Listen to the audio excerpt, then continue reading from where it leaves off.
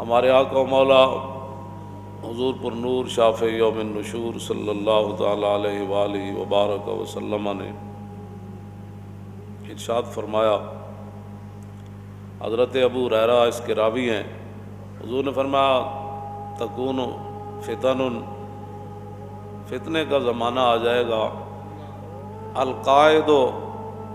فیہا خیر من القائم،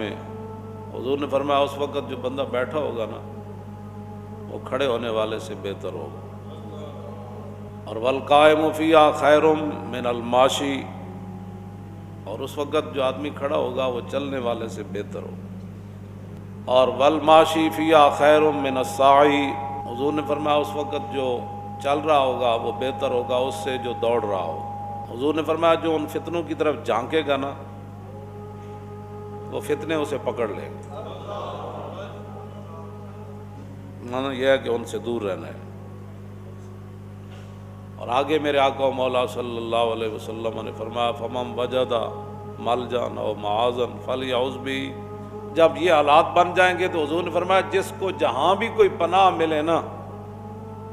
کوئی ٹھکانہ ملے، کوئی امن کی جگہ ملے، تو حضور نے فرمایا پھر وہ اس جگہ پناہ لے لے۔ یہ تو متفقن علیہ حدیث ہے، امام بخاری نے بھی اس کو نقل کیا، امام مسلم نے بھی، وفی روایت مسلم، امام مسلم کی روایت میں اضافہ ہے کہ حضور نے فرمایا کہ النائم فیہا خیر من الیقظان، حضور نے فرمایا اس وقت آدمی جو سویا ہوا ہوگا نا وہ جاگنے والے سے بہتر ہوگا۔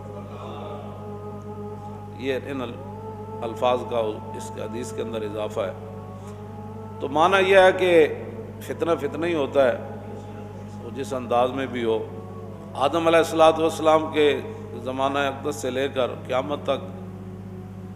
یہ جو ابھی 1 بجنے والا ہے سامنے والی گھڑی میں 1 منٹ اس میں رہتا ہے، یہ دوبارہ قیامت تک یہ وقت لوٹ کر واپس نہیں آئے گا۔ تو معنی یہ ہے کہ آج کوئی نئے فتنے تو ہوئے نہیں، نئی بیماریاں تو ہوئی نہیں، لیکن حضور نے فرمایا نا کہ اس طرح فتنے یکدم بندہ مفتون نہیں ہوتا، فتنوں میں مبتلا۔ تورد الفتن علی القلوب کالحصیر عودا عودا، حضور نے فرمایا جس طرح یہ چٹائی بنی جاتی ہے نا ایک تنکا لگا کر چٹائی، حضور نے فرمایا ایسے فتنے دلوں پر پیش کیے جائیں گے، ایسے فتنے پیش کیے جائیں گے۔ اور میرے آقا نے فرمایا کہ جو ان فتنوں کو قبول کرے گا تو نکتت فیہ نکتۃ سودا، پھر جیسے جیسے وہ فتنوں کو قبول کرے گا اس کے دلوں پر سیاہ نقطے پڑنا شروع ہو جائے گا، اور اگر وہ دل انکار کر دے، حضور نے فرمایا انکار کر دے کہ مجھے سے کیا غرض ہے، اور جی فلاں آیا کر رہے ہو، فلاں آیا کر رہے ہو، تو انہوں نہیں پتہ زمانہ کدھر چلا گیا، انہوں نے کہا جاؤ ہے زمانہ جدھر بھی جاوے تو بخدا خدا کا یہی ہے۔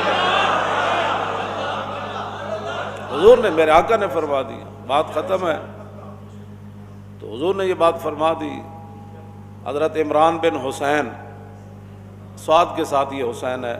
سین کے ساتھ نہیں، یہ صحابی ہے، تو ان کے سامنے ذکر ہوا کہ حیا بڑی اچھی چیز ہے، تو ایک آدمی کہنے لگا کہ بعض حیات بزدلی کی وجہ سے ہوتے ہیں، بندہ حیادار نہیں ہوتا، ڈرتا ہے۔ تو آپ جلال میں آ گئے، فرمایا جب رسول اللہ نے فرما دیا الحیاء خیر کلہ، حضور نے فرمایا حیا جس صورت میں بھی ہو وہ خیر ہی خیر ہے، تو یہ کیا بات کر رہا ہے، تو اپنی طرف سے یہ 2 باتیں کیوں کر رہا ہے کہ بھائی ایک حیا ایسے ہوتا ہے، بس حضور نے فرما دیا حیا بہتر ہی بہتر۔ تو پھر آدمی آہستہ آہستہ پھر جب ایسی باتیں سوچتا ہے، تو جو میں یہ بات ہمیشہ کرتا ہوں، میں نے تو نہیں پڑھا کہ صحابہ نے بیٹھ کر پھر حضور کے علم کو تولا ہو، ہاں جی، پھر حضور کے معراج شریف پر آنے جانے پر بیٹھ کر کتابیں لکھی ہوں، باتیں کی ہوں، تو پھر یہ کہا ہو کہ یہاں سے حضور سنتے ہیں تو یہاں نہیں سنتے۔ تو جب انہوں نے حد ہی کر دی تو اس کے بعد تو بعد میں پھر لوگ آ گئے، پھر لوگوں کو اپنے علم کا خمار چڑھا، کئیوں کو اپنے تقوی کے خمار چڑھے، کہ جب رسول اللہ کی اس زندگی مبارک جو ہے وہ ہمارے لیے نمونہ ہے،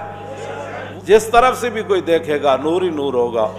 ہاں جی، جس طرف سے بھی وہ دیکھے گا وہ جناب اس کے لیے ہدایت ہی ہدایت ہوگی۔ تو جب رسول اللہ کی ظاہری حیات میں بہت سارے معاملات ہوئے، فاروق اعظم رضی اللہ تعالیٰ عنہ کے دور میں آگ ظاہر ہوئی، وہ بڑھنے لگی اس طرح، تو حضرت فاروق اعظم نے حضرت تمیم داری کو فرمایا جاؤ اس آگ کو روکو۔ تو کہا جی میں کیا کر سکتا ہوں؟ فرمایا تو ہی تو روک سکتا ہے اس کو۔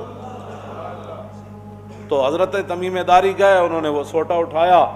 اور آگ کو ایسے آگے لگایا جیسے ریوڑ کو آگے لگایا جاتا ہے، اور آپ اس آگ کو ریوڑ کی طرح دھکیل کر لے گئے پیچھے۔ آپ کے ڈنڈے کو دیکھ کر آگ پیچھے مڑ گئی۔ تم آیا نہ ڈرتے ہو کیوں بد نصیبہ۔ تو آپ اس غار کو، اس آگ کو اکٹھا کر کے غار میں لے گئے اور غار کے اندر داخل کر کے باہر تشریف لائے۔ حضرت عمر فرماندے ہوندے سن، فرمایا جس نے تمیم داری نو ویکھیا اور جنہیں نہیں ویکھیا دونوں برابر نہیں ہو سکتے۔ تو یہ فتنے اور فساد ہر دور میں رہے ہیں، لیکن اس دور میں چونکہ میڈیا اور یہ ایسی ایسی چیزیں لوگوں کے سامنے گھڑتا ہے، لوگوں کا اللہ رسول پر پتہ نہیں یقین کیوں اٹھ گیا ہے۔ میں تو حیران ہوتا ہوں کہ میڈیا نے کہہ دیا تو بس جی سارے اندر بڑھ گئے تھے، سارے منہ تے چھکے چاڑ لائے تھے۔ جناب وہ رب کی قدرتیں کدھر گئیں؟ رسول اللہ نے جو فرمایا وہ کدھر گیا، اور حضور کا وہ دین کدھر گیا، وہ قرآن کدھر گیا، وہ شفا کدھر گئی، وہ رحمت کدھر گئی، وہ حضور کی مبارک دعائیں کدھر گئیں؟ ہاں جی، کہ تم اگر کسی مصیبت زدہ کو دیکھ کر یہ دعا پڑھ لو گے تو تمہیں وہ مصیبت نہیں لگے گی، وہ بیماری نہیں لگے گی۔ بس انہوں نے کہہ دیا تو بس ٹھیک ہے جناب، پوری قوم جناب مسجدیں بند کر دو، یہ کر دو، وقفے سے کھڑے ہو جاؤ۔ بھائی رب تو رب ہے۔